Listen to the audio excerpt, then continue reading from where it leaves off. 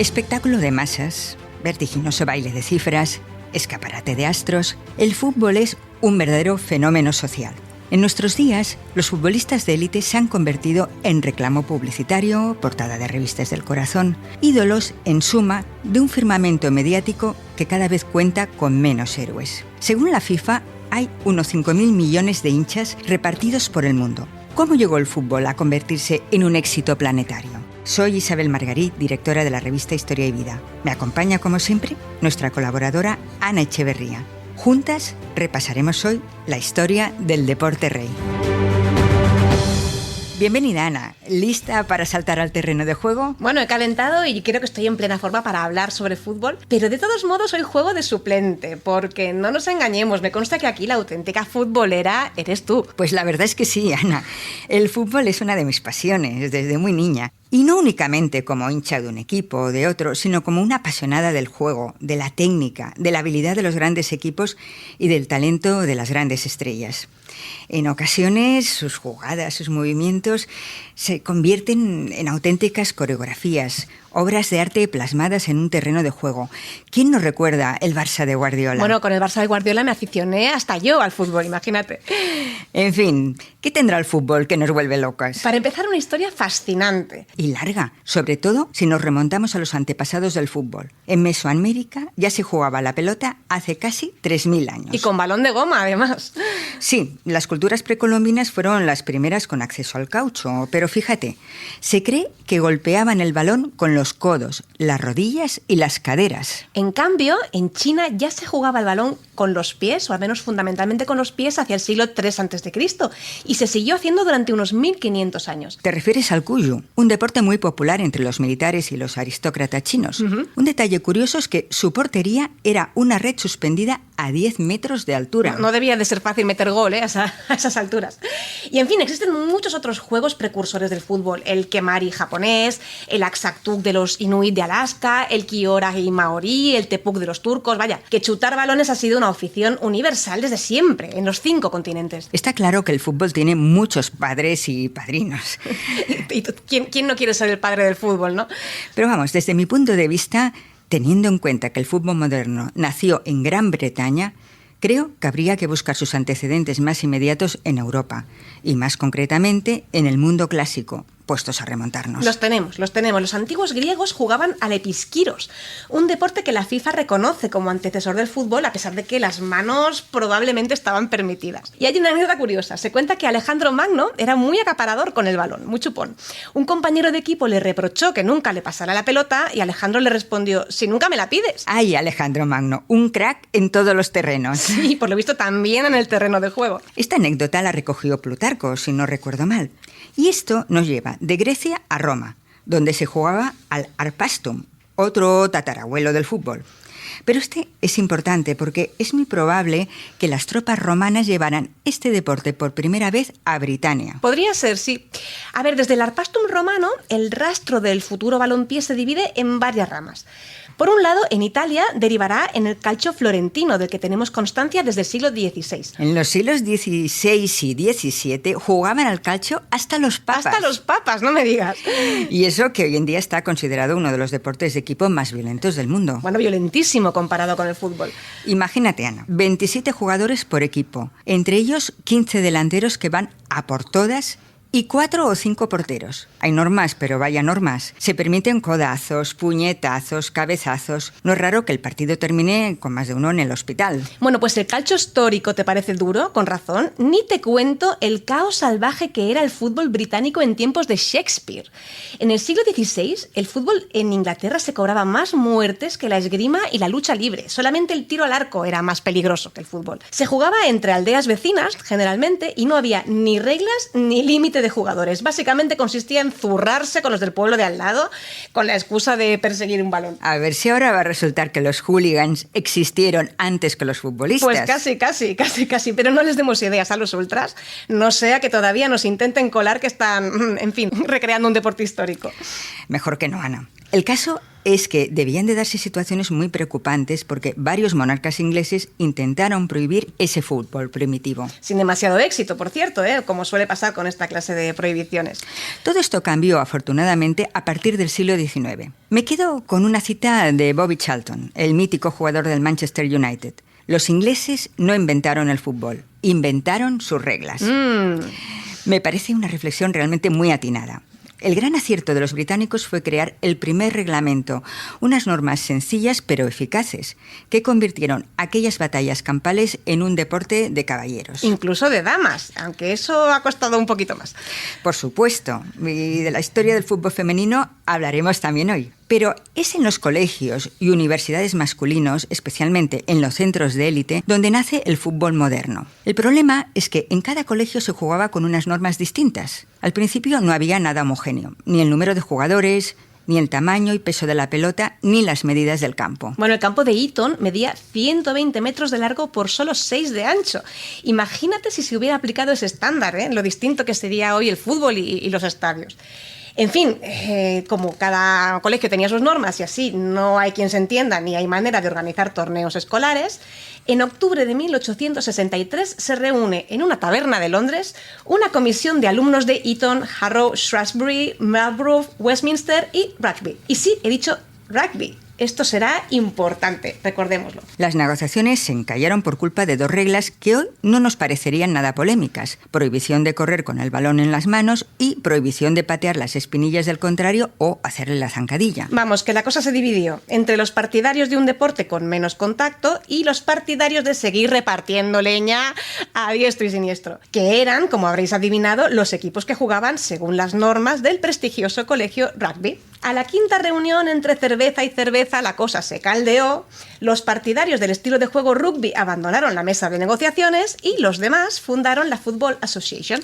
Y así fue como el fútbol y el rugby, que al principio eran el mismo deporte, separaron sus caminos para siempre. De todos modos, hay que decir que el rugby, aunque sigue siendo un deporte de contacto, también acabó prohibiendo las zancadillas y los puntapiés. Menos mal, menos mal. No sé tú, Isabel, pero yo me he preguntado muchas veces por qué los estadounidenses llaman fútbol a la variante americana del rugby. Bueno, pues resulta que tienen razón. Si nos atenemos a su historia, es fútbol. En cambio, al fútbol europeo los estadounidenses lo llaman soccer. Sí, es verdad, pero curiosamente la palabra es de origen británico también. Los jugadores de la Football Association se llamaban unos a otros associated y de ahí, por contracción, surgió la palabra soccer.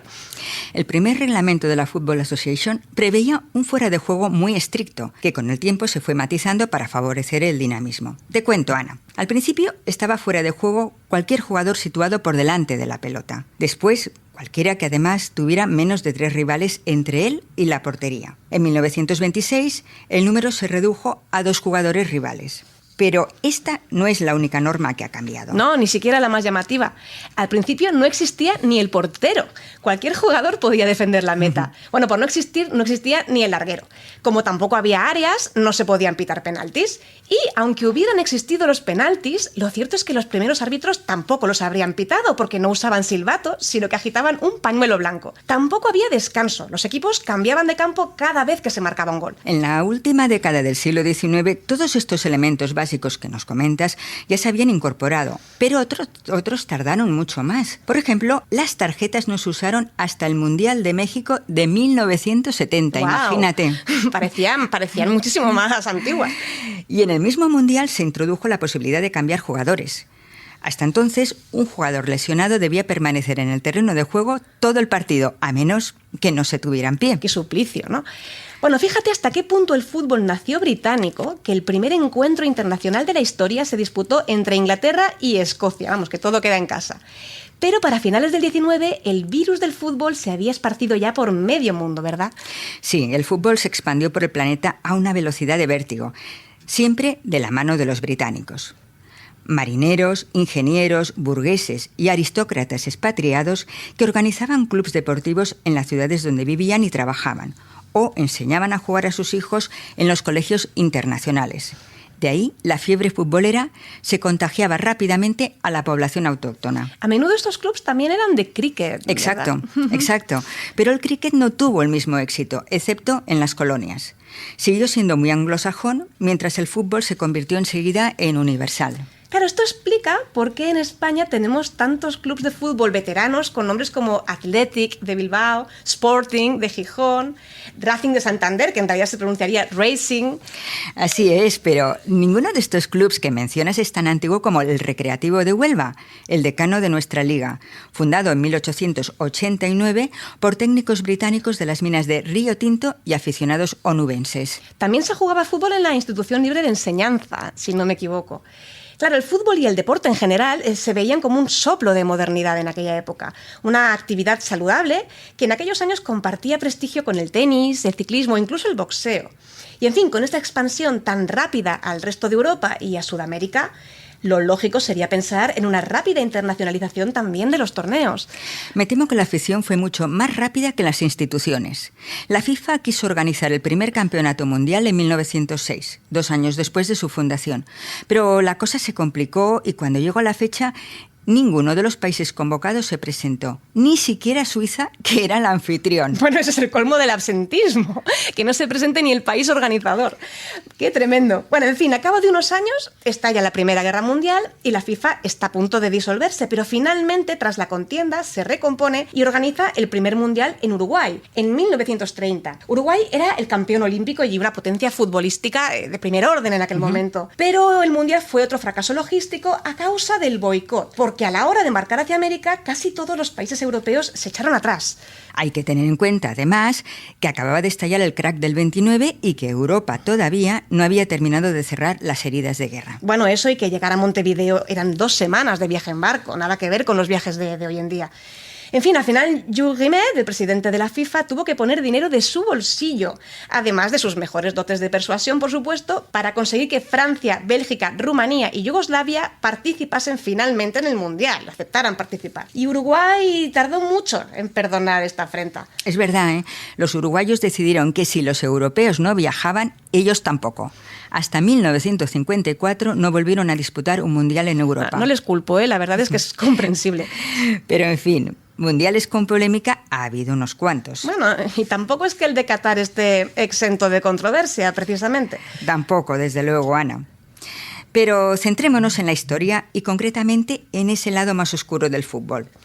Hay 2 campeonatos del mundo que podrían disputarse el título de Mundiales de la Vergüenza. Uno es el de Italia en 1934, con Mussolini en el poder, dispuesto a convertir el torneo en un inmenso aparato de propaganda del fascismo. Bueno, un Mussolini fuera de sí, que italianizó a toda prisa 4 jugadores argentinos y 1 brasileño mientras la FIFA hacía la vista gorda. En los cuartos de final contra España, los italianos fueron tan violentos que Zamora acabó con un ojo morado. Y en la final contra Checoslovaquia, el Duce entró en el vestuario y llegó a amenazar al seleccionador. Bueno, 4 años más tarde seguían las mismas. En el Mundial de Francia de 1938, Mussolini envió a su selección un telegrama con las palabras «vencer o morir». Bueno, y tratándose de Mussolini, no está nada claro que la frase fuera una metáfora, ¿eh? El otro Mundial del horror fue, sin la menor duda, el de Argentina en 1978. La historia se repite. La Junta Militar de Jorge Rafael Videla utiliza la Copa del Mundo para blanquear el régimen y consigue la victoria para su país. La censura era tan férrea que se prohibió a los medios publicar la menor crítica a la selección argentina. Mientras tanto, solo en las semanas que duró el campeonato desaparecieron 60 disidentes. Según los supervivientes, la escuela de mecánica de la Armada, donde los retenían y torturaban, estaba tan cerca del Estadio Monumental que los presos podían oír al público celebrando los goles. ¡Ay, terrible, tremendo! Tremendo, escalofriante. Más allá de los mundiales, el fútbol ha sido testigo de otros muchos horrores. Y a veces también válvula de escape. Como en la Navidad de 1914, cuando los soldados británicos y alemanes del frente de Ypres suspendieron por un día sus diferencias para jugar un partido amistoso. En la Guerra Civil también se jugó a fútbol, aunque parezca mentira. El bando franquista organizó su propia selección con futbolistas simpatizantes o que estaban ubicados en terreno rebelde por casualidad, que también lo sabía. La FIFA no reconoció esos partidos, pero sí acabaría reconociendo, en cambio, la Copa España Libre del 37, organizada por los republicanos. Y también se creó la selección de Euskadi, que anduvo de gira y exilio, un poco de todo, por Francia y por México. La guerra se cobró, por supuesto, varias vidas del entorno futbolístico en ambos bandos, como la del presidente del Barça, Josep Sunyol, entre otros. Por no hablar de los horrores de la Segunda Guerra Mundial. Hay una anécdota, de las muchas que podríamos contar, que me parece especialmente sobrecogedora, con la Kiev ocupada como escenario. Un panadero colaboracionista conoció por casualidad a Nikolai Trusevich, portero del Dinamo de Kiev, y le propuso reclutar a otros exjugadores para reconstruir el equipo. Juntos montan el Fútbol Club Start y retan a partidos amistosos a distintos equipos de militares nazis ocupantes. Al principio todo va bien, pero como son profesionales, al fin y al cabo, empiezan a obtener victorias humillantes para los nazis. Finalmente derrotan por 5-3 a un equipo semiprofesional de la Luftwaffe. Bueno, en fin, inmediatamente los alemanes les acusan de colaborar con los servicios secretos soviéticos y los despachan a un campo de concentración. Tenían mal perder. Y a los pocos que sobrevivieron, el régimen soviético los acusó de colaborar con los nazis. Tremenda injusticia, si lo piensas. En fin, te propongo que pasemos a un tema más esperanzador, el fútbol femenino. Ay, sí, mucho más esperanzador, desde luego.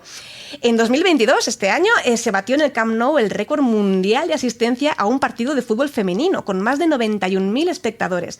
Pero llegar a este momento ha costado sudores a generaciones de mujeres futbolistas. Las espartanas jugaban a la pelota, las romanas y las chinas de la dinastía Tang también, pero cuando nace el fútbol moderno en Inglaterra, nace como un deporte de hombres. Paradójicamente, la Gran Guerra, que tan terribles consecuencias tuvo para los hombres, fue una etapa de liberación para las mujeres, en el deporte y en tantos otros aspectos.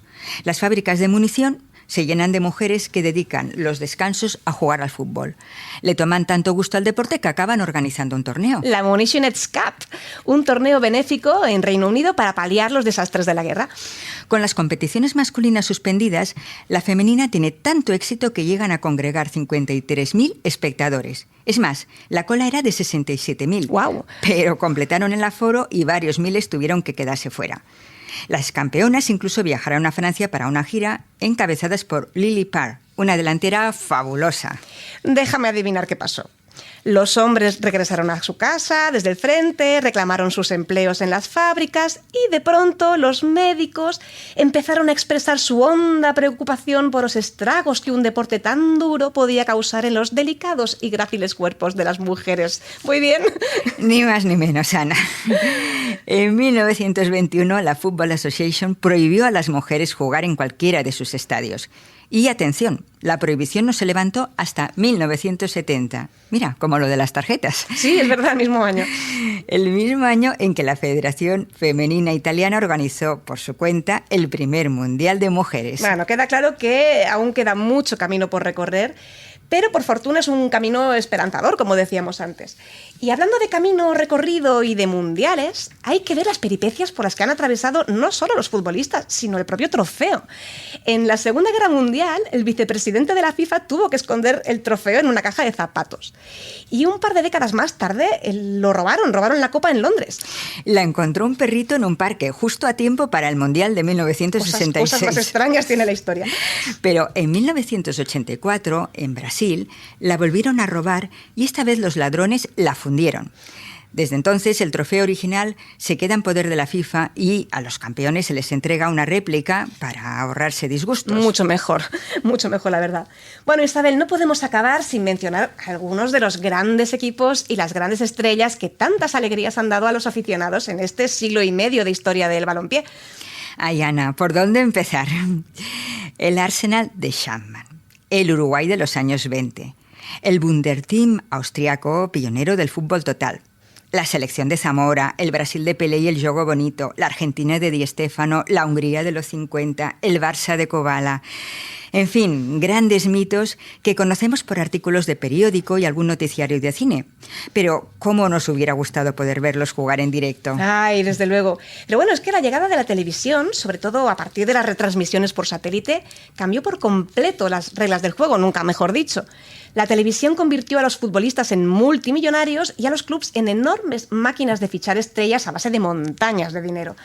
La era de la televisión es también la era del fútbol total, del Ajax de Cruyff, de los goles portentosos de Maradona, la mano de Dios, del Madrid de la Quinta del Buitre, del Barça del Dream Team, de los duelos entre Cristiano Ronaldo y Leo Messi. En fin, momentos y momentos de fútbol magistral que algunos aficionados habrán podido vivir en directo y los más jóvenes pueden revivir gracias a los archivos digitales. De todos modos, la era de la televisión y de los grandes fichajes no deja de tener también sus sombras. Una consecuencia indeseada es que las ligas de América Latina o de África pierden sistemáticamente a sus mejores jugadores que son contratados por clubes europeos. Perdón por hacer un poquito de aguafiestas, pero es así. Bueno, la buena noticia es que todas las figuras vuelven a competir al más alto nivel con sus respectivas selecciones en las competiciones de la FIFA. Y este año es año de Mundial, así que volveremos a tener la oportunidad de ver en acción a todos los favoritos. Bueno, hoy no te pregunto dónde vas a ir después del podcast, porque lo tengo clarísimo. Cervezas, amigos y partido inaugural Qatar-Ecuador, ¿a que sí? Ni lo dudes, va a ser muy difícil resistir esa tentación. Pero antes de mancharnos, te pediría tus recomendaciones, Ana. ¿Dónde podemos aprender más cosas sobre la historia de este deporte apasionante? Pues las mejores fuentes que he encontrado son 2 libros fabulosos, pero me temo que no muy recientes. Uno es Historia del fútbol, de José Antonio Bueno y Miguel Ángel Mateo, un repaso muy exhaustivo al fútbol español e internacional, con toques de humor que lo van aderezando y que están muy bien. Lo editó EDAF, pero el único problema es que se publicó antes de que España ganara el Mundial de Sudáfrica, así que, bueno, yo animaría a los autores a ampliar su obra con una nueva edición, porque la disfrutaríamos mucho. Y con una perspectiva todavía más amplia y exhaustiva, pero en inglés, tenéis A Global History of Football de David Goldblatt, editado en este caso por Penguin. Pues muchas gracias, Ana, como siempre. Nos vemos en el próximo episodio del podcast de Historia y Vida y mientras, a saborear los mejores momentos del Mundial. Allá vamos.